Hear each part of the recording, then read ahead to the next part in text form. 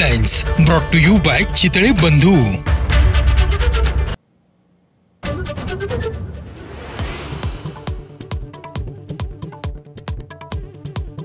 वैष्णवीच्या बाळाची हेळसांड करणारा आरोपी निलेश चव्हाणला 3 जूनपर्यंत पोलीस कोठडी। शिवाजीनगर कोर्टाचा निर्णय। नेपाळ बॉर्डरवर पोलिसांनी निलेशला ठोकल्या होत्या बेड्या।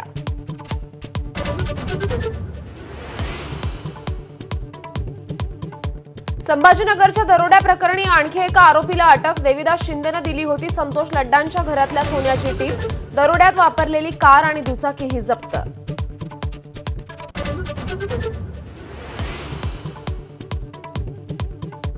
डोंबिवलीतील पलावाच्या अर्धवट पुलासाठी दोन्ही ठाकरेंचे पक्ष एकत्र। मनसेकडून बॅनरबाजी करत सत्ताधाऱ्यांवर टीका, तर काम पूर्ण न झाल्यास ठाकरेंच्या शिवसेनेचा आंदोलनाचा इशारा।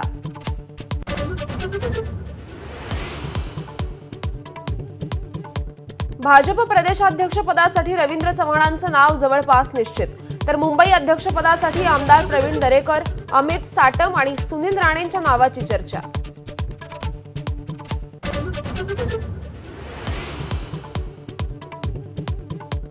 दोन्ही राष्ट्रवादी एकत्र येण्याबाबत शरद पवारांचं पुन्हा एकदा वक्तव्य। राष्ट्रवादी एकत्र येणार का असा पवारांना प्रश्न, तर मला माहिती नाही, शरद पवारांनी बोलणं टाळलं।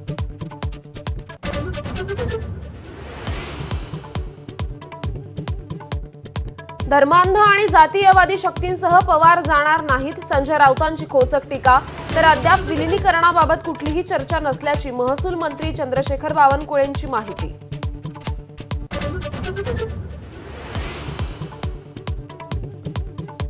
कृषी खातं म्हणजे ओसाड गावची पाटीलकी। कृषी मंत्री माणिकराव कोकाटेंचं पुन्हा वादग्रस्त विधान। कोकाटेंच्या विधानानं नव्या वादाला तोंड फुटण्याची शक्यता।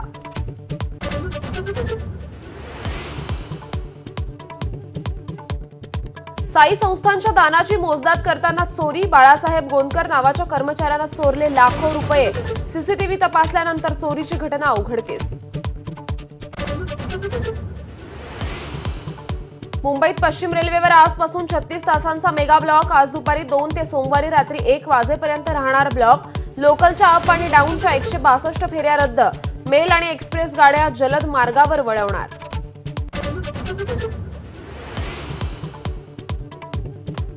मराठवाड्यात मे महिन्यात झालेल्या पावसामुळे 25 जणांचा बळी, तर 29 जण जखमी। शेतीचंही प्रचंड नुकसान। आतापर्यंत 465 जनावरं दगावल्याची आकडेवारी समोर। शेकडो घरांचंही मोठं नुकसान।